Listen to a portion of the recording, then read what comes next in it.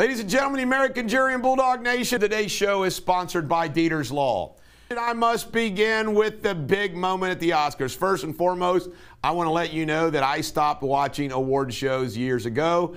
I did not watch the Oscars. So I did not see the Will Smith slap of Chris Rock live. But like you, I have checked it out. Now, I'm going to give you my A to Z analysis of this. And I can sum it all up with this. Hollywood disgusts me even more with their hypocrisy. I can't believe no one talks about this, how at these award shows, the host is supposed to insult as many people as possible. That's what they expect. That's what they do. It's an insult fest. And I've always thought it was stupid. Like, why do these hosts at these shows come out and start insulting everybody?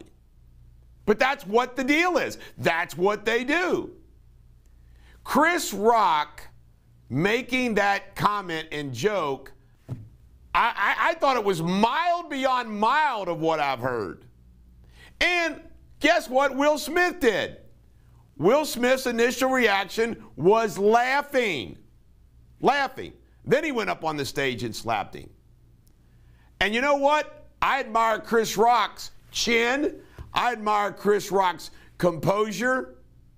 You know, he didn't fight back, hit back, tackling him, whatever. And then for Will Smith to sit down and yell what he said, folks, are you familiar with the Will Smith-Fox relationship and all the weirdness and all the whatever? It's very much L.A. Hollywood stuff. Oh, so that joke offends Will Smith? Really? There's a whole lot more old Chris Rock could have hurled. And I also thought about this. What if a conservative actor like Tim Allen, Clint Eastwood, Mel Gibson, somebody like that did that? Hollywood rallies around the liberal Will Smith. By the way, Chris Rock's, you know, he's been kind of a woke guy too lately, unfortunately. But it just meant, and now all of you that are saying, first off, Will Smith got up there too and he said, love makes you do crazy things. Yeah, that's probably what every man who commits domestic violence says. Every one of them. Love makes you do crazy things. And I just can't believe it. It's an act of violence, and you know, what the heck? By the way, Chris Rock, I thought of this. The LAPD has said that Chris Rock has declined to file criminal charges, but he can. What is that case worth? Chris Rock is slapped and humiliated on an international stage. Assaulted.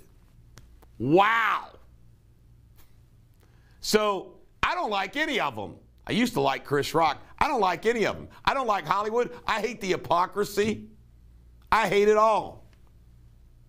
Amy Schumer, you know, Wanda Wykes comes out there. Hey, Florida, you're going to get to watch a gay show. It's all just yuck. All of it is. But all of you that act like Will Smith is defending his wife's honor, oh, bullshit. All right. He was laughing at the joke. Uh-huh. Yeah, he was.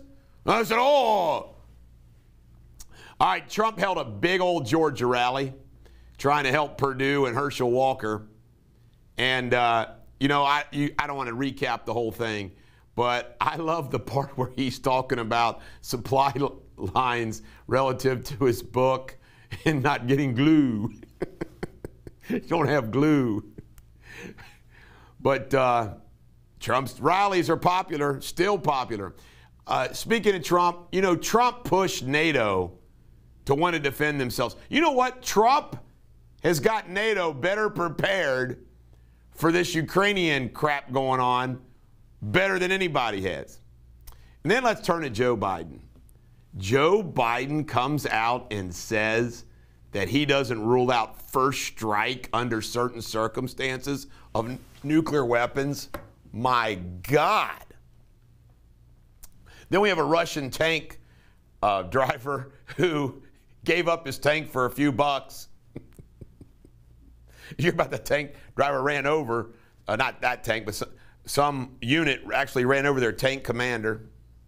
Joe Biden has spent 114 days this year in Delaware, and he's not this year, since he's been president, 114 days in Delaware, not one day at the border.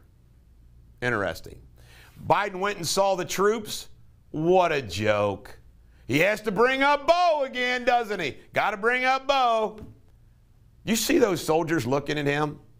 Then he misspeaks and talks about sending them to Ukraine. What? They're probably like, what? I didn't know. Those 3,000 guys are like, well, we're going to Ukraine? And then he calls Putin the butcher. No, the butcher is Durrani. But he calls Putin the butcher, and then he says he needs to be out of there. Regime change. And the White House has to keep correcting him. Meanwhile, we found out that Beau Biden, his charity, very little money goes to the charity. Boy, they're all gangsters, aren't they?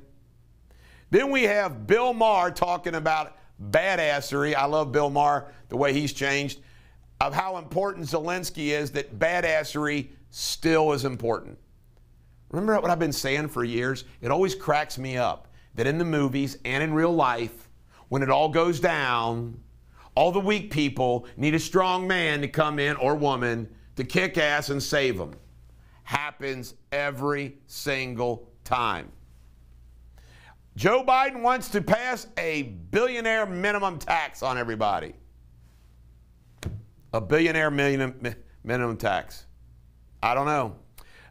Joe Biden, 350 China products. He's dropped the tariff. Dropped the tariff. How's that happen? I've left out something that I want to add to the show right here and now. I am somebody who believes that the time has come to exercise the 25th Amendment on Joe Biden and let Kamala Harris be president and we pick a new VP. I'm going to be the first to say this.